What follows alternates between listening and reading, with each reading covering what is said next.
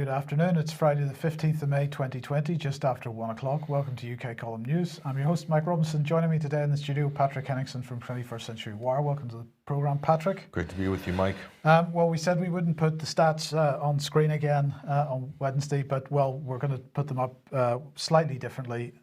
Want to make this point. Cases in England are now down. New cases 515 yesterday. That means that R in London is now 0.4. So should we still be on DEFCON 4 on Boris's range? I'm not certain. Certainly, it looks like we should. The Corona trip meter. The Corona trip meter, yes. Yeah. Well, of course, we can't say how many recoveries there have been because the UK is not publishing this information, along with the Netherlands. I'm not really clear why. Nobody seems to have asked that question. Certainly, there's no answer to it. Do you know what that means? If you don't have the recoveries, it means that the R number is more or less useless because out of context, the R naught number doesn't mean anything.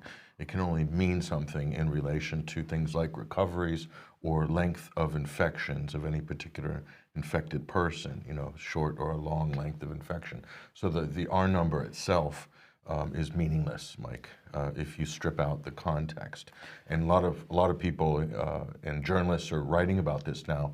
They're absolutely shocked that the UK government is clinging to the R number and using it as the centerpiece, as the ballast for the entire, or as Boris would say, the buttress for the entire policy. It's absolutely amazing. Read some of the criticisms on this, Mike. It's fascinating.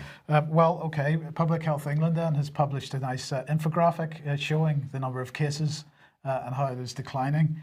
This is daily cases. So really, why are we still in lockdown? This is the question. But you don't need to worry, Patrick, because Abbott Pharmaceuticals has been given the job of producing an antibody test, and that antibody test has been approved now by Public Health England. Now, Abbott Laboratories, a US multinational medical devices healthcare company with headquarters in the United States, also in the UK. So Abbott is a long-term user of the double Irish tax structure. So this is another example of the UK government supporting those types of companies that like to, shall we say, in inverted commas, possibly evade corporation tax by domiciling in Ireland. Good to see that that's going to a multinational rather than a UK-based company. Yes, indeed. So let's see, where does that take us then? Well, Mr. Fauci, what's he up to? Well, this is in the US, Mike, and just pay a little attention to the picture below. This is a bar that's supposedly open for business. They put in tubing, plastic, masks and everything. It looks like a lot of fun there in the United States.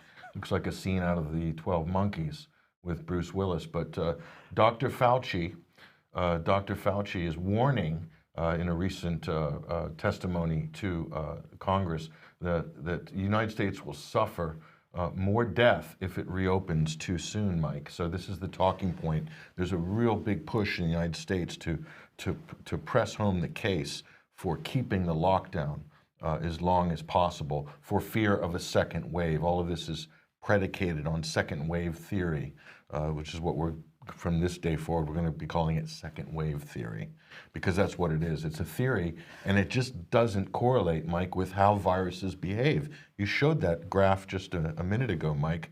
That's the normal progression, the normal trajectory of any respiratory virus. So where does the second wave theory come from? This is the question. So Dr. Fauci, or whatever he is, decided to give a little bit of video to this organization, this CTV News organization? No, this was actually gone out nationally on the AP, but we're just using this outlet. But let's listen to what Emperor Fauci has to say.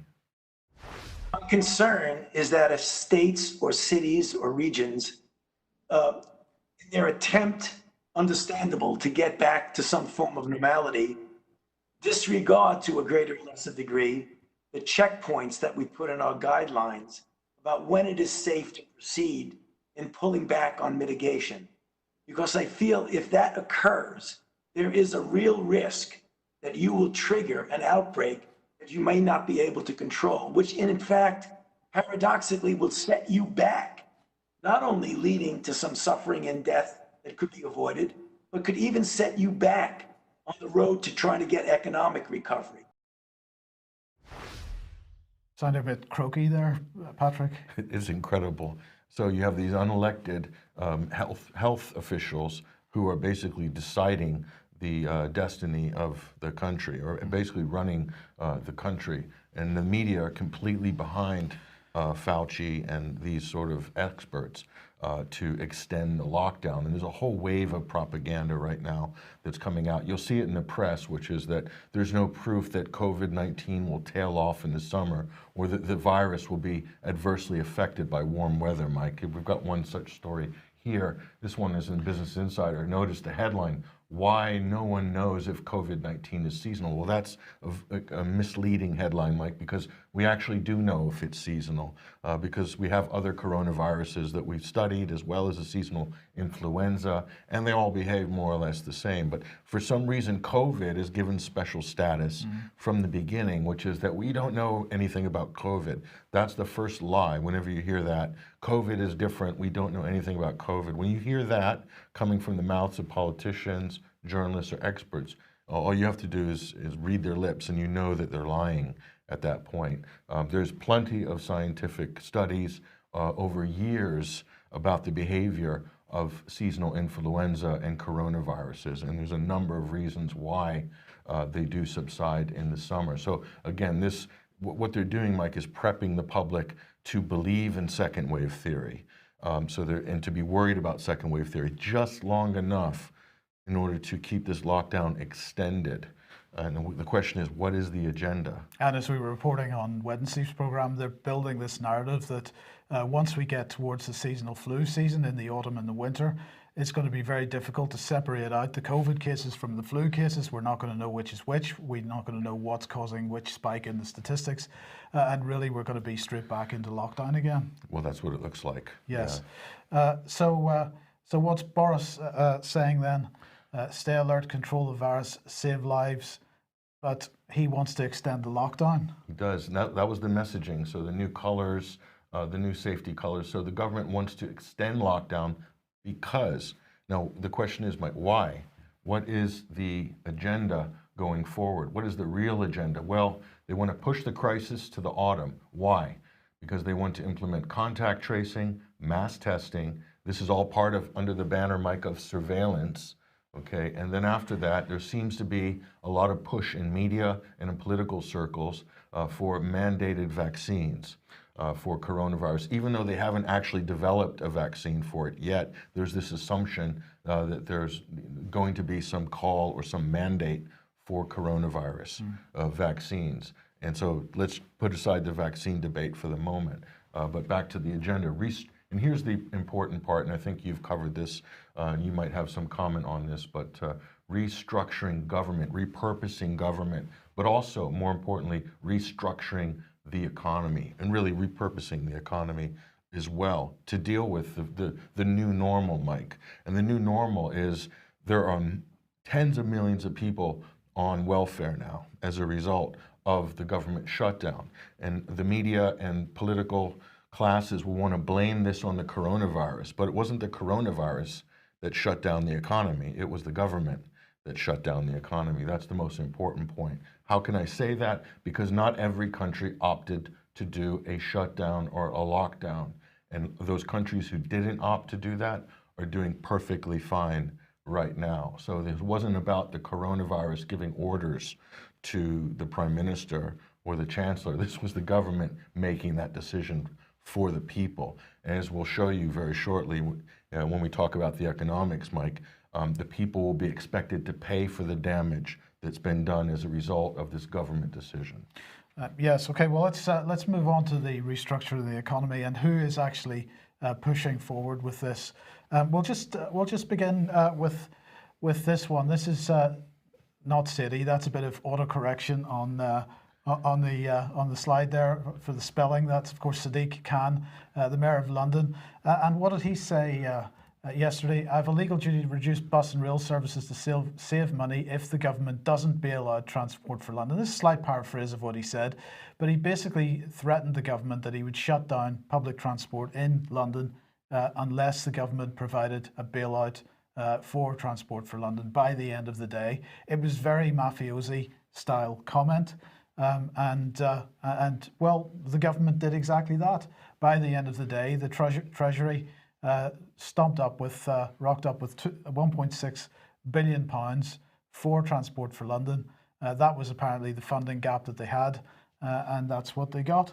And I just thought that was a pretty incredible situation that Sadiq Khan can come along and make threats like this, and no problem. There you go. Who is the boss? This is the question. When we're talking about restructuring government, we're devolution a big part of that, not just to regions and countries, but to cities. And city mayors now seeming to hold the cards in terms of the power in the country. So just bang your pots and pans together, and the magic money tree magically comes up with money at the end. So in this sense, kind of a dangerous precedent, Mike, in the sense that every city or every region could effectively do this if they want to hold the government hostage for bailout funds. So again, Mike, the point, getting back to the original point, this situation was not started by the coronavirus. This situation, this vicious cycle we're in now of bailout after bailouts, triggering more bailouts, and inflation and unemployment, this is a direct result of the government's policy to lock the country down, to shut the country down. Not just that, Mike, in the face of new data, we know that infections peaked, according to the Institute in Oxford for Evidence-Based Medicine. We know infections peaked around March 23rd, and we know that hospitalizations and deaths peaked on April 8th. That's a fact. Here we are in the middle of May, and the government saying they need to extend the lockdown even further, another month or two, when we know that the crisis already peaked at the end of March, beginning of April. So there's a lot of questions I think that the government should be asking, but I don't see the press asking those questions. Now, one of the things, Patrick, that is surprising me slightly is the position of the unions on this. Now, I want to make a point that I'm not making any political statement here. This is not about right-wing or left-wing politics. This is about looking at what the unions are saying and what the unions are doing. Now, if we go back over the last 20 or 40 years, the unions have been pushing for jobs, absolutely promoting jobs, promoting the economy, promoting manufacturing, doing all the things that unions should be doing. Okay, yes. Workers' rights, these kinds of things. Now, but workers' rights, Patrick, seems to have changed now, because now it's all about safety. And the destination of this position that the unions are taking at the moment seems to be very similar to the destination of the government: an extension of the lockdown, a collapse of the economy. And ultimately, I don't know how the unions are serving their members' interests by taking the position that they're taking at the moment. But let's have a look at it. We start off with the NHS. And of course, the question is, how does the NHS get restarted? And even this talking point is interesting, because there's therefore a tacit acknowledgement that the NHS has not been doing its job over the last period of time, the last 3 months or so. So here is Unison.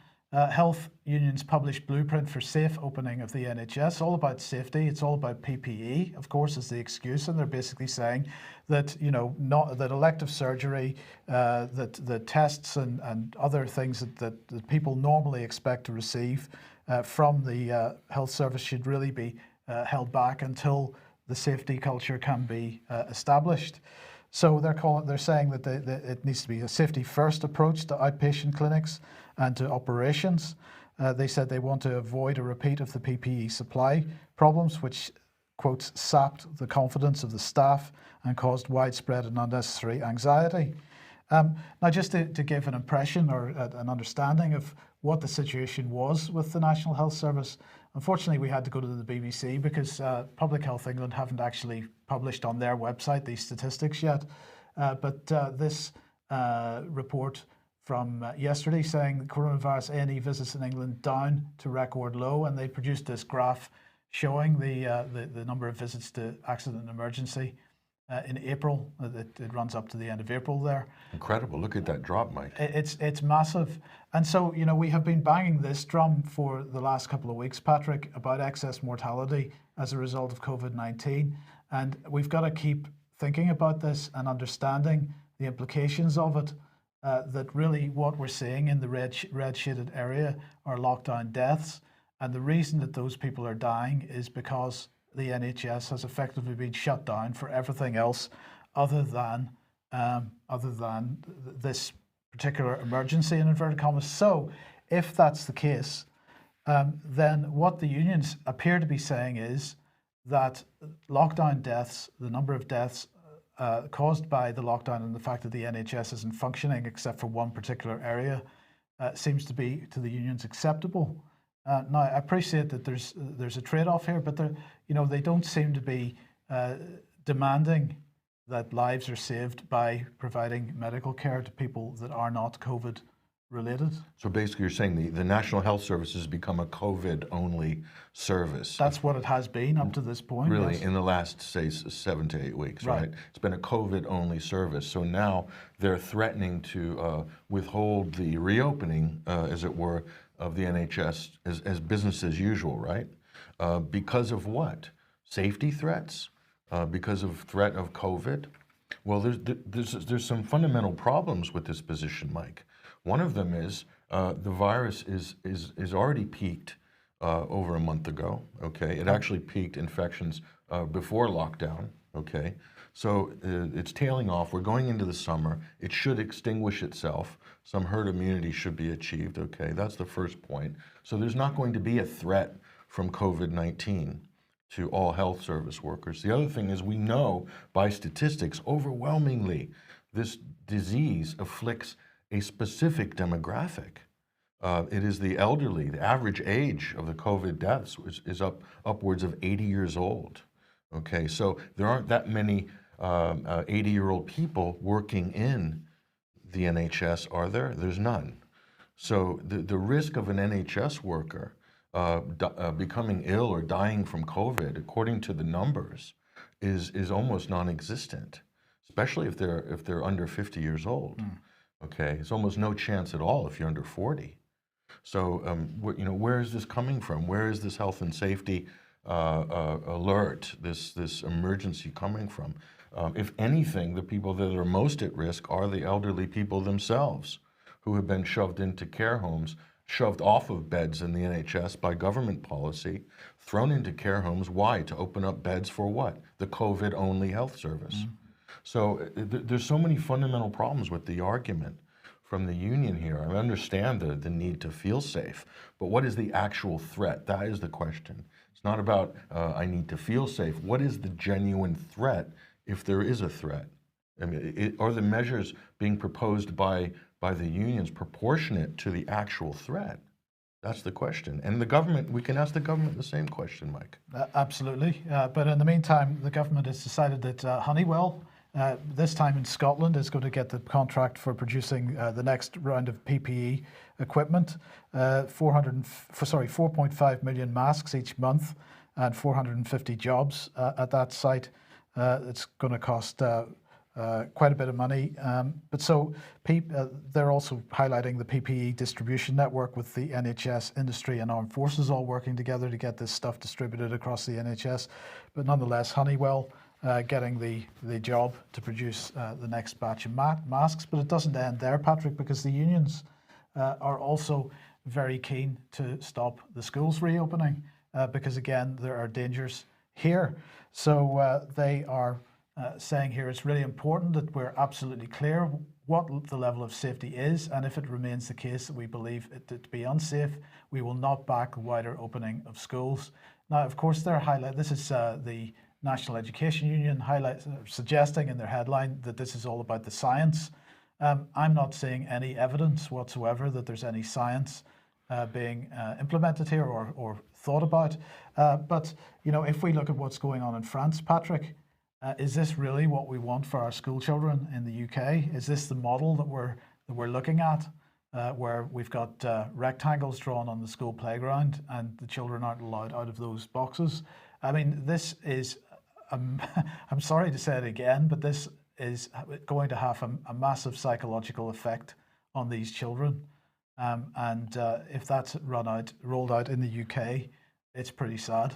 It gets back to the original argument. By the way, the social engineering overtones of that picture, Mike, are just outrageous. Incredible. It's incredible. Yeah. It's breathtaking. But Mike, what exactly is the threat to students going back to school for COVID-19? Let's talk about this. The majority, we're talking about students, right? Most of the schools are filled with students, not teachers.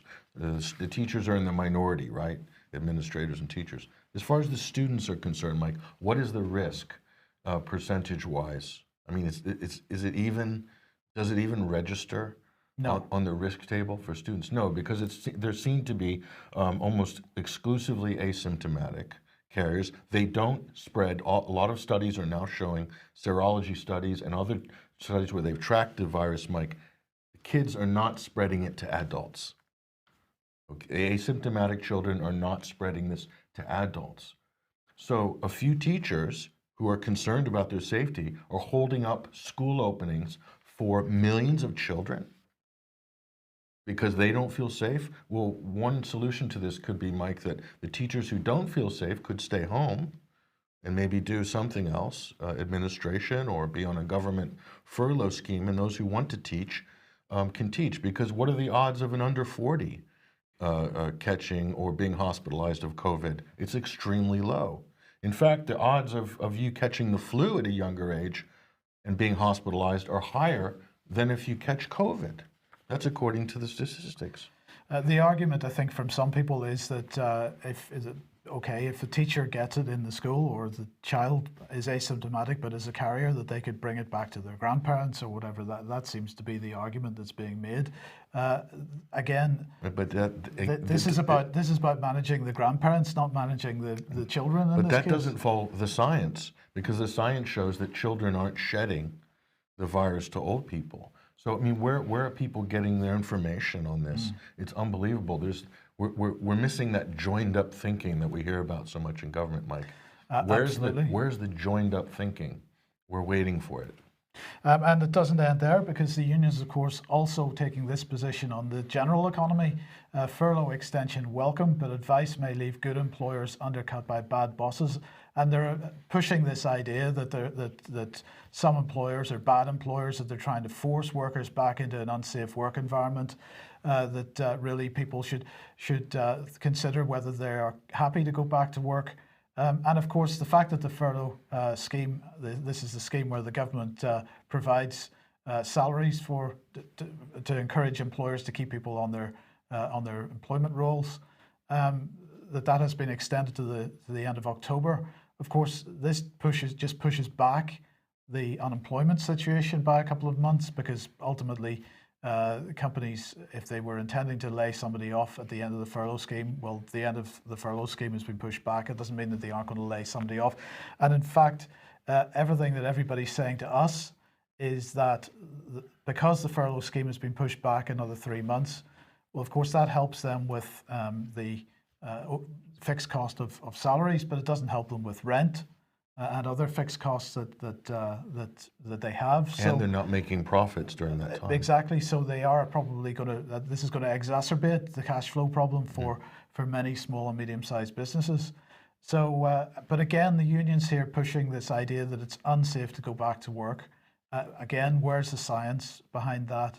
And really, are they supporting their members in terms of their incomes and their jobs in the medium to long term? Well, no, I don't think they are. What they seem to be doing is following the same policy objective that government is. It is. I think the unions, a lot of people in the unions might be short-sighted on this issue, Mike, because I think what's happened is there is a faction on the left, or say more on the kind of extreme left, the radical left, that's taking advantage of this crisis, and I might add, in a very cynical way, in order to increase leverage or increase power. And we're talking on the more extreme end of the left wing there, and that includes the radical socialists and the communists as well.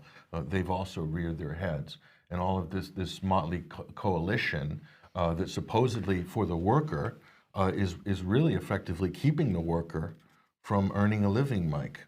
And that's all well and good, as you said, as long as the government's picking up some of the wage bill for a few months. But what happens after that? Again, I'm saying that this is extremely short-sighted, and it smacks of political opportunism and a power play, almost a Trotskyite power play. We'll talk about that more in a minute. So let's head back to the United States then, and Jeff Bezos. Well, if only it was confined to the United States, Mike, because Jeff is world dominating now. And this is one of the big complaints you have from the activists who are calling for a general strike, is that we shouldn't go and serve the capitalist billionaire class. Well, here's Jeff Bezos, and we want to bring capitalism to a grinding halt. Well, Jeff Bezos is doing just fine with the lockdown, Mike. He's on track to become a trillionaire by 2026, despite the economy-killing pandemic and losing 38 million. Imagine that. Billion. Oh my gosh, on your divorce. That'll keep you up at night. There he is, and we've got a shot of his good eye there, or maybe not. That's his left eye. It's smaller. But this is what it says. While the coronavirus has ravaged the economy, forcing 36 million Americans to file for unemployment over the past 2 months, U.S. billionaires quickly saw their collective wealth rebound by $282 billion, about 9.5% between March 18th and also April 10th. According to the Institute for Policy Studies. So this is actually causing the great divide between the rich and poor to become wider? There was a record wealth gap before this crisis, Mike, and the lockdown has only extended the wealth gap. Because if you have money and you have power, you can wait out the crisis. And again, as we said months ago, that you can buy up the competition for pennies on the dollar. And by that time, anybody who wants to work will be desperate for work. There'll be less jobs. So that could effectively drive wages down, Mike, in terms of supply and demand because of the labor market. So the unions are playing into the billionaires' agenda, I think. And one could make this argument. But again, very short-sighted. And why are they short-sighted? Because they don't see the big picture. And here is the big picture. And we've warned about this and spoken about it many times. But when you talk to some of the more traditional left-wingers, they don't seem to be very au fait or even aware of this trend. We're talking about the fourth industrial revolution. And here we have the World Economic Forum in Davos. And here's the headline: how the fourth industrial revolution can help us beat COVID-19. They're talking about remote working. They're talking about robotics, AI, big data, driving the agenda. Here we go, from big data to AI, the tool of the fourth industrial revolution. These tools are being put to use to combat the pandemic. Not just that, to replace the tools that were there before, to replace parts of the economy, Mike, and parts of society. And also parts of government as well. This goes into restructuring government. So this is going to supplant real people from jobs, is what it is. So this is only accelerating this. And until these people wake up and realize that this is a real trend, this is what the elites at the World Economic Forum have been talking about and planning for the last 10 years, is to get rid of the workers, put them on UBI, and God knows what to do with them after that. Use your imagination, okay? But so they're totally disinterested in these trends. So one has to ask the question, are they disinterested because they're ignorant, or are they disinterested because they really want to go in that direction? And they're only wanting to hasten this kind of UBI utopia, this Logan's Run type world that seems to be being advocated by the likes of the great and the good at Davos. But let's just break it down and kind of explain it here. This is where we are right now. That's the third industrial revolution. We're talking about electronics, IT systems, and automation. And we're making the transition, Mike, to the fourth industrial revolution. And that's on target for 2030. And if you read the UN's 2030 Sustainable Development Goals, they're very much harmonized with this idea of a transition to a fourth industrial revolution. That means a lot more people, Mike, are going to be not working. Okay, what will they be doing? What will they be required to do by government that's been repurposed, by society that's been repurposed? That's the question. What will they be required to do? Volunteer, fight wars? Who knows? Picking up litter on the side of the highway? I don't know. But this is the problem here. And if you just let's turn this into a timeline. We have the first industrial revolution there, 1784, Mike, the steam engine, the steam revolution, and then we move to 1870. That's the division of labor, manufacturing. That's industrial 2.0. Then we have industrial 3.0, which we showed you, the beginnings of IT, electronics, automation. And then, of course, here we are today, moving into the fourth industrial revolution. And from a political, ideological point of view, this is where kind of Marxist thinking is stuck. It's really stuck in 1920. And the problem is, we're here. We're in 2021 now. So they're really 100 years behind in their sort of political calculus. And the problem is, Mike, is academia is loaded with kind of orthodox Marxist left-wing academics who've been bestowing this upon their students for decades, okay, but really kind of training them to relive 1920 again.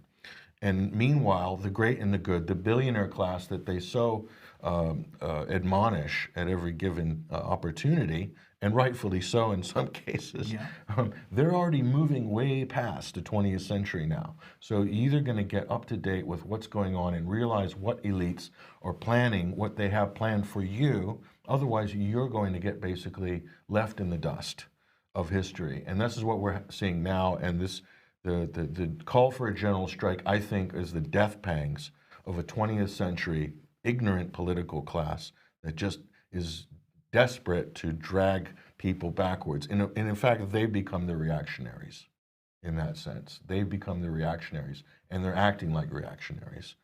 So that might be a controversial statement for some people, but it sure looks like it. Well, people need to think this through, and if you as usual, if you don't agree with us, let us know, and we'll address it. But anyway, back in April, this was April the 14th, the Office for Budget Responsibility produced their forecast for what was going to happen to the economy as a result of COVID-19, and as we can see on the right-hand side, we called what they'd done at the end of their graph there the dead cat bounce, because as you can see, it's never been seen in the history of economics. So this was their proposal. This is what they actually said. They said that real GDP falls of 35% in the second quarter. Public sector net borrowing increases by 218 billion in 2020 to 21. Sharp rise in borrowing this year, largely reflecting the impact of economic disruption on receipts. And that public sector net debt rises sharply in 2020 to 21 thanks to lower GDP, higher borrowing, and the accounting consequences of the Bank of England's policy measures. Well, they have updated this advice yesterday. So let's just look and see what they're saying now. Basically, updated yesterday, real GDP is going to fall, they say, in quarter two by 35% in one quarter. But they say, don't worry, it's going to come back by 27% in quarter three. Does that not leave us with a net loss, Mike? It does. It leaves us with a net loss for 2020 of minus 12.8%, right? So, but enjoy the bounce in Q3. Absolutely. So they say. Well, absolutely. Now, the question is, where does that leave jobs? Well, they're saying that there's going to be 10% unemployment rate in quarter two, that will come back to 8.5% in quarter three, which will leave an average in 2020 of 7.3%. Now, anybody that remembers the recession of the early 80s or so knows how hard that is when you're talking about 3, 4, 5 million people unemployed. They stay unemployed for a very long time. So the Office for Budget Responsibility can claim, if they like, that the rebound in quarter three is going to be 27%. But in terms of impact on people's lives, that is going to have very, very little impact on anybody who has found themselves in that unemployment category, because it'll take a very long time before those jobs come back. And in fact, you've just made the point about the fourth industrial revolution, perhaps those jobs aren't ever coming back. And the COVID sort of hypochondria society, Mike, with social distancing, that's going to guarantee that a lot of jobs are not coming back. I think that's right. Especially in the service sector and in the sort of restaurant sector, the cafe, the catering sector. They're going to be completely wiped out. Half the industry is going to be wiped out. Yes. So let's look then at their estimates of what is going to happen with public sector net borrowing. They're saying that in 2020 to 21, that will now be 298.4 billion pounds. 300 billion pounds basically is where we're going with that over that year. I might say, Mike, you can anybody who's a hawk who's watching economics and government, Mike, always double two figures. You can always double the unemployment rate and get the real figure and inflation.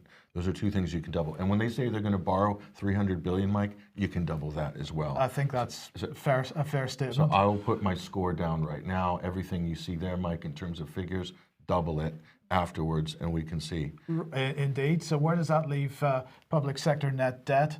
Well, they're saying that it'll in 2020 to 21, it'll be 95.8 billion. 95.8% of GDP, which is, you know, a huge figure. Now, you've already made the point about what's going on in the United States, Patrick, but let's just put it up again. This is the New York Times saying rolling shock as job losses mount even with reopenings. 36 million people unemployed. That's already over 10. Well, is that over 10%? It's around the 10% mark anyway, isn't it? Well, of the population, but in terms of Yes. work age people, it's Right. much beyond the 10%. Like you're getting into sort of 25% territory right now in terms of real terms. Not only that, they're probably fudging that statistic because they're not counting people who are in the gig economy or partially part-time people or people with two part-time jobs. But the point here is, Patrick, that when we see the mainstream media coverage of this, they're talking about recession, a significant recession, a serious recession. But actually what's already happening in the United States is depression levels of unemployment and hardship for people.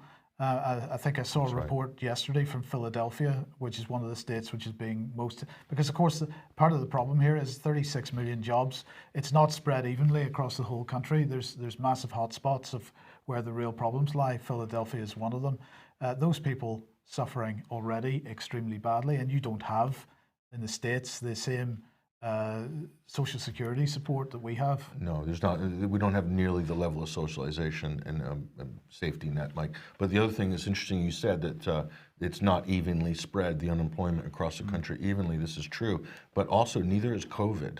The COVID crisis is not evenly distributed across the United States. There's some states with almost no infections and almost no deaths, really, but they're under these lockdown orders.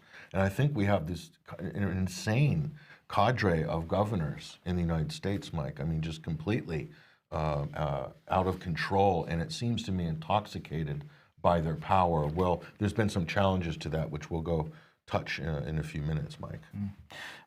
Okay, so the government decision to lock down then? Well, government decision to lock down. And the question is, Mike, who's going to pay? Well, I guess the people are going to pay. What are we going to pay? So let's get this straight. The government decided to lock down, but the people are going to have austerity. Now, the last time austerity was imposed by David Cameron, Mike, that was really a 10-year cycle, wasn't it? We're just coming out of it last year. So you can expect a decade. So what? Until 2030, welfare cuts, raising income tax, raising VAT, raising national insurance, pensions cut, so an end to the inflation index, which was hard fought for, Mike, getting pensions to be up to speed with the rate of inflation. So that would, according to the government, Mike, raise income for the government between 25 and 30 billion. They could claw back by imposing that level of suffering. But the magic money tree was just turned on last month. What's 25 to 30 billion? Why make the people suffer for 10 years? And God knows what damage that's going to do to people's lives and society. When the magic money tree, that was only what? Was that a week worth of magic money tree funds or less? 5 days worth? Why are they doing it? Why do we need to impose austerity to pay back a government decision to lock down? You can't blame the coronavirus, Mike. At some point, people have to blame the government, but it doesn't end there. because it looks like green tax levies are on the Oh, horizon. And you know what that means. We'll bring Greta in there. How dare you? How dare you not pay your green levies, says Greta Thunberg. We're going to have massive debt. We're going to have massive austerity. It looks very, very likely. But are we going to be able to feed ourselves is the next question. And this is the grocer here, and their headline is Food Security, Are We Cutting Food Too Fine with Our Just-in-Time Supply Chain? And they're saying the coronavirus crisis has provided a stern test for the just-in-time supply chain, which it seems to have passed. Well, perhaps. But with further threats around the corner, some suggest we should be rethinking the way we stock supermarket shelves. So they're particularly concerned about the fact that Brexit's still there to be done. President Trump apparently is responsible for our food chain, but because he's triggering late-night geopolitical battles. And this is potentially hazardous to the food chain. And climate change, Greta again at her work, disrupting the food chain because that is a problem too. Is this what they're saying? This is pretty much what they're saying. Now, the question is then, what's the UK government or Parliament doing about this? Well, they're holding an inquiry about this. Third public evidence session is going to take place next Tuesday. So this is the Environment, Food and Rural Affairs Select Committee. And they're going to hold this third evidence session. Ian Wright from the Food and Drink Federation, Nick Allen from British Meat Processors, and James Bealby from Federation of Wholesale Distributors is going to be there giving evidence. And they are examining the challenges the coronavirus has raised for the food processing and wholesale sectors in this particular evidence session. And they intend to produce a report on this, on how capable we are going to be. Can I just say, Mike, that's a fetching Soviet supermarket picture there. I thought so. Perfectly acceptable. Yes. In the days of Uncle Joe. Lovely. Absolutely, absolutely. But the question is that what we're looking forward to? It looks like it certainly looks like it. Yeah. With our eyes. So the question is, how long is this ridiculousness, this nonsense going to continue? Yes. Now, if you like what the UK Column does and you would like to support us, then please head over to ukcolumn.org/community. There are options to help us out there, and that would be very much appreciated. Let's move quickly on, Patrick, to Wisconsin. What's going on there? Well, we talked earlier, Mike, about challenges to the way government is making decisions with regards to lockdowns and the COVID crisis. Well, here's one that just came in this week. This is a stunning victory by the people of the state. So the Wisconsin Supreme Court has turned in, it looks like a majority, 4-3 decision in the High Court, the first of its kind, by the way. And basically they're saying unelected officials cannot create law. And this is what we're looking at here. So an unelected official could create law. Sorry about the threat letter font. An unelected official could create law applicable to all people during the course of COVID-19 and subject people to imprisonment when they disobey her. They're talking about the health secretary Palm's orders. So basically they're saying, like Fauci types and the state health secretary making these dictates. In other words, you must extend the lockdown to June. On what basis or what authority are they doing that? So this is the question, Mike. Do we have a scientific dictatorship or do we have a democracy?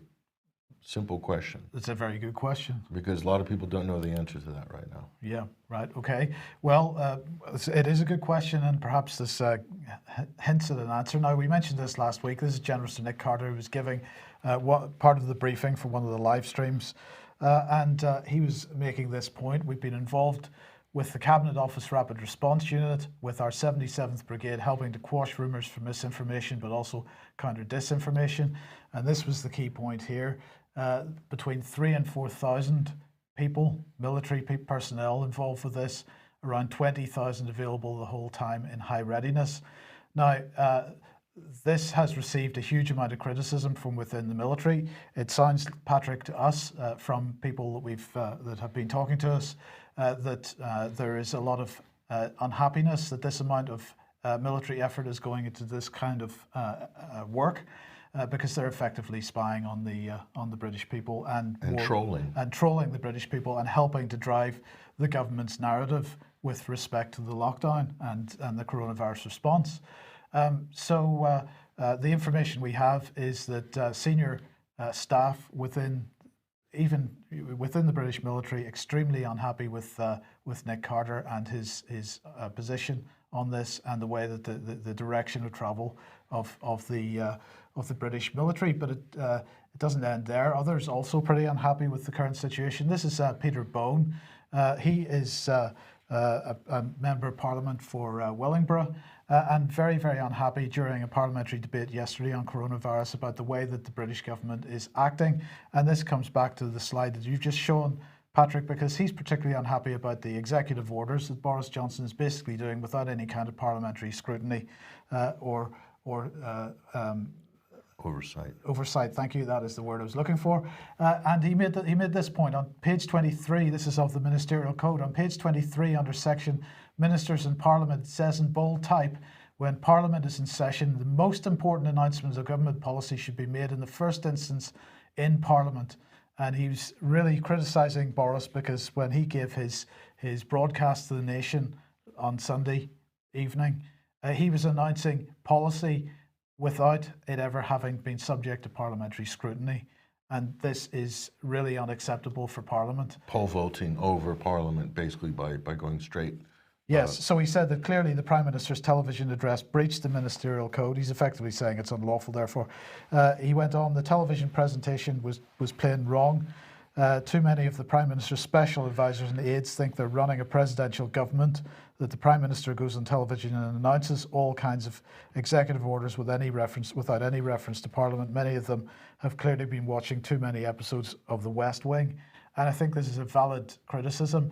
But isn't it interesting, one of the themes of this programme, Patrick, it seems to me, has been that we are seeing exactly the same types of behaviours and policies on both sides of the Atlantic. Absolutely. There's a harmonization. And what's interesting, the closer, and Andrew Mather, who we had on the show weeks ago, pointed this out recently in one of his videos, the closer you get to centres of power, that's where you see the explosion in COVID deaths. So Brussels, London, New York, these are the epicenters of the COVID crisis. Isn't that interesting? Yes. Outside of that, hardly anything. Okay, so isn't that interesting? And also this is where we see the radical transitions in terms of government, in terms of policy, in these same places, these same locations and epicenters. I thought that was a very interesting, we'll be following up more on that trend, no doubt. Yes. Now, Patrick, you took these pictures yesterday, and it seems that we're into the second wave of big advertising in the mainstream media. That was one you took. Well, it's good to know, Mike, that the press is completely independent of government and are totally thinking on their own and not influenced by government. Every single paper is running these different rainbow ads. Absolutely. So you've got three there on the right-hand side. Let's look at another picture that was sent by a viewer. Thank you very much for this. We can see every UK newspaper with the same government ads. What is driving? Well, we've mentioned what's driving this. This is propaganda. Total. And we've mentioned what's driving this, but let's put it on screen again. This is the News Media Association from a couple of weeks ago. Government partners with newspaper industry on COVID-19 ad campaign. The government and newspaper industry will have formed a 3-month advertising partnership to keep the public safe and the nation united throughout the pandemic. And then you highlighted this article to me, which is a little bit a week or so before that one. The government is becoming the UK news publisher's most important client. This is such a dangerous situation. Where is the fourth estate? So you have government basically coming closer and locked into corporate media. So corporations and government, corporatism. This is what Benito Mussolini called another word for fascism. Okay, so this is a really disturbing trend. And I picked this up. Here's one of these, one of the offending items here. This is the Daily Mail. But what's worse, you open it up, Mike, and it's a PPE horror show. You can see a woman in a kind of a bin bag with a Perspex visor on, and she's delivering your mail. So, and we're seeing these types of propaganda pieces, basically. This is what the newsstands become. It's become a propaganda point of sale. in every newsagent, in every supermarket. It's where the government is using the newsstand, even though newspaper sales are down, they're not profitable. But they're using the newsstands as a point of sale for propaganda, just to broadcast messaging, basically. Absolutely. Now, in Monday's UK Column News, Brian was highlighting a SAGE document where their behavioural sub-team was basically acknowledging the use of the media to change people's behaviours and really to put the fear of God into people in many cases. So we've written that up into an article now. You can have a look at that on the UK Column website. Please share that as much as possible, because this is what the British media has become, a propaganda outlet for the British government. Very important article there. COVID coercion, Boris Johnson's psychological attack on the UK public. Get that, share that, push that around on social media. There you have the evidence of the actual operation, and there's no mistake what we're looking at there, Mike. This is complete coercion of the public using tried and tested psychological warfare techniques on the public. Absolutely, absolutely. Well, look, we'll leave it there for today. Thank you very much for joining us today, Patrick. Thank you for joining us. We will be back at the same time on Monday. Have a great weekend, and we will see you then. Bye-bye.